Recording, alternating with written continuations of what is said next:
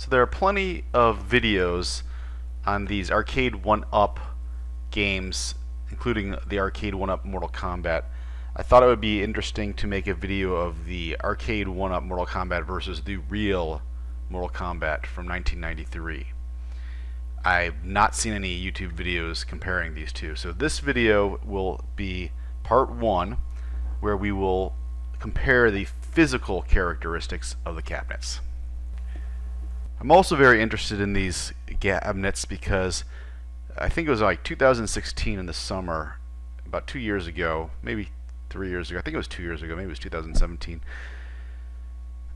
A company contacted me and asked me if I was interested in doing some contract work hacking the ROMs in a bunch of games. They told me they were going to make consumer grade arcade games where each cabinet would have a few games, and they had licensed the actual games from the companies, but certain things they had to remove that they may have licensed the game, but there may be imagery that they actually did not have the rights to use the likeness of, say, a product from some other company, or some of the trademarks. I think like Atari was in Centipede, and apparently whoever owns the rights to Centipede is not Atari. I don't remember, but they said they had to take some things out. Some of it was text, some of it was actual imagery, or change the imagery. So I'm very interested in these arcade-1up games. I'm wondering if that was the company. It was interesting because all the games they mentioned came out in the arcade-1up first year. Every game they mentioned was in that first year, so I think it was them. The company, I won't mention who it was, that contacted me was not named Tastemakers or arcade-1up, although the name was similar to 1up. Anyway, so we're going to review these cabinets. So, this is a video to compare and contrast the arcade-1up Mortal Kombat with the 1993 Midway Mortal Kombat II arcade game. Now, I actually really like this thing. I really didn't want to like it, but I really do like it. It's just so darn cute, and you'll see how cute later it is. The one thing I really liked about the old arcade games is in the 80s, but Mortal Kombat also had it, was the full artwork package. And I just love the fact that they really did the artwork really nicely with this one. And I collect games, and sometimes I only collect the games I collect. I just collect just because they have really cool cabinets. So I'm really appreciative of that. In the old days when I was a kid, they had these games called cabarets, which usually in wood grain with tiny monitors. It's the same game, but with tiny monitors and no artwork. I was always like, I felt ripped off as a kid, so I never played them. For example, here's a cabaret. Asteroids Deluxe. Compared to the real Asteroid Deluxe, which I have, but it's buried to the side of things, it's just bland. It's got a small monitor, it has no artwork, just bland. So, as a kid, I always hated playing those, and I would not play them. I felt like if I was going to get my 25 cents, I want the big monitor and the artwork. But these arcade-1ups are small, and they're beautiful. At least the Mortal Kombat is. Now, that said, there are some things that I think are not as good as the real cabinet. The one thing, my biggest gripe about this, is the size. Now, I do like the small size. I think it's cool, but the package says it's 3/4 the size of a real arcade cabinet, and that is just simply not true. Let's compare and contrast. The arcade-1up Mortal Kombat is not quite 46 inches high. Okay, so not quite 4 feet. The actual Mortal Kombat is over 73 inches. Now, that's not anywhere near 3/4. That's more like 60%. I'll do the math when I edit this video, but that's probably about half, or 55%, maybe 60%. It's not 3/4. All right. Longest is we have about just under 23 inches. And the arcade cabinet, oops,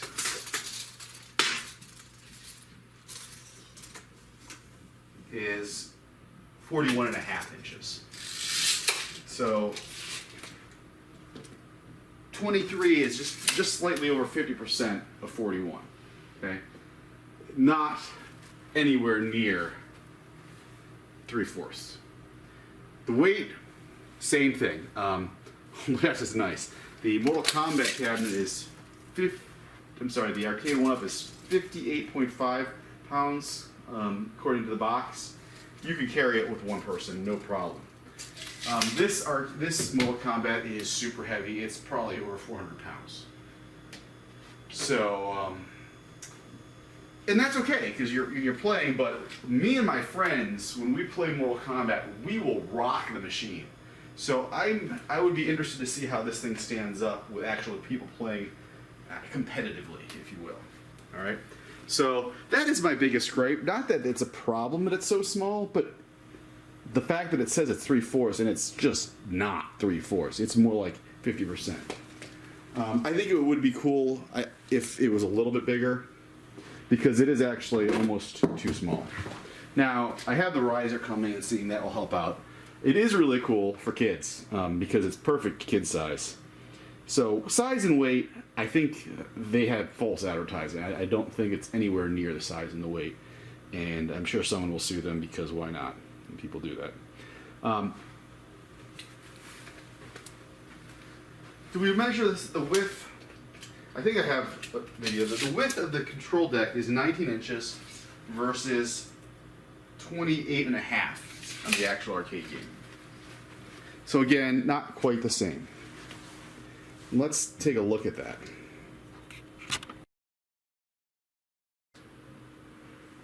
So you can see it's quite a bit smaller, but I think it's actually quite reasonable. I think you actually could play 2 players just fine with this. It would be a little cramped, and if people are really rocking their hands, you know, it's going to be a little bit maybe problematic. Monitor sizes.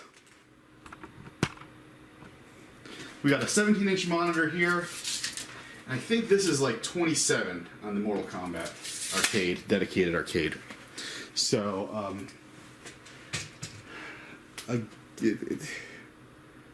again, it's not 3/4.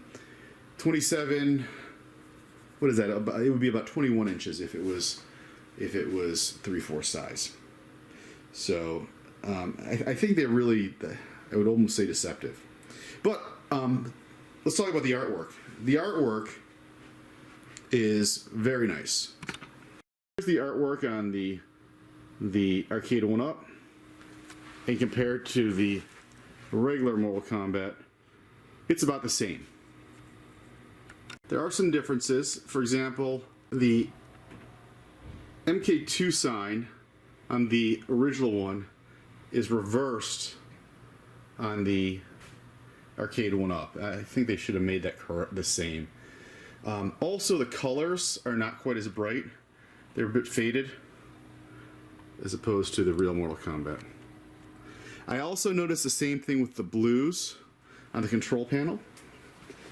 The blues here, for example, is more just almost a constant white, where the blues here have a much more significant gradient. But not a big deal. The other thing is it's missing the front side art, or the not side art, the front art. I think they should have added that in there. It would have been nothing to add in. Obviously, the marquee does not light up like it does on the real one. I don't know that you can see it so well there, but that would have been interesting if they added that. I can't imagine that it'll cost much to add, because you could get like a 1-foot strip or a 6-inch strip of LED lights for nothing, and just made that a translite. The translite would have probably been a little more pricey, but whatever. One other thing that is apparent is scan lines. Using a CRT monitor for old arcade games is just way better. You can see in between the lines there's something called there's black lines called scan lines.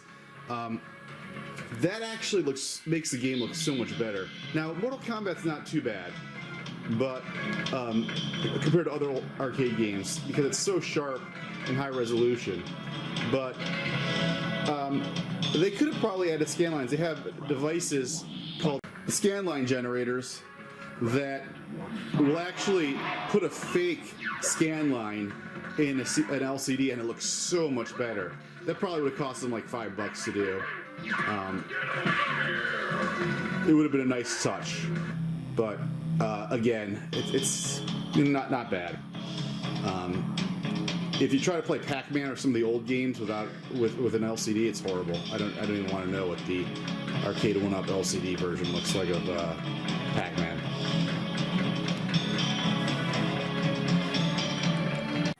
Another difference you'll see is the T-molding. The real Mortal Kombat has real teal molding, 3/4 inch teal molding, which is a thick plastic that actually has a piece that goes into a ridge, so it snaps in there. This is not T-molding, this is tape. This is some type of thick plastic tape. But you know what? It actually looks good. As long as it holds up and is durable, who cares? What else is there?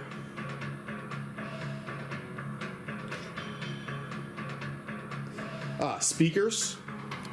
This one is mono, where I believe, if I'm not correct, the original Mortal Kombat had 2 speakers, 2 channels. One thing that did bother me is the back door. I don't know why they didn't just make this black. It just looks incomplete. It should have been black. But what can you do? So this is just my overview of the actual cabinet dimensions and physical properties. In my next video, I'm actually going to take a look at the gameplay and see if we can find any differences. It is MAME. I actually am a fan of MAME. A lot of arcade collectors hate MAME. I'm also a computer scientist, so I understand how MAME works, and I can appreciate the work that goes into it to make it look and play exactly the same. And I always remember Mortal Kombat seeming to play very well in MAME compared to the real game. Whereas Street Fighter, I remember, does not, if I remember correctly. There's lag and issues. So I'm interested in comparing and contrasting their Street Fighter versus, again, an original Street Fighter. But we'll see. That said, all in all, I have to say I like this thing. I did not want to like it, but I do. It's just cute. I'm definitely going to pick up a Star Wars one. I might pick up a couple more of them if they get cheaper, just so my son can play them right next to. I'll put the Mortal Kombat next to the big Mortal Kombat, Street Fighter next to the real Street Fighter, maybe Centipede next to my Centipede, and so forth. I don't know. We'll see. What else? I think that's it. So join me for my next video when I actually look at the gameplay. I'm going to put them on side by side. I'm going to play one game on the real one game on the arcade1up, and see if I can see any play differences. The one thing I did not mention is that's going to be probably huge is the actual controls. These buttons are cheap. They're cheap, they're sticky, they don't respond well. And these joysticks, they feel like they're not going to hold up. We'll see, maybe they will. As opposed to the hat control joysticks and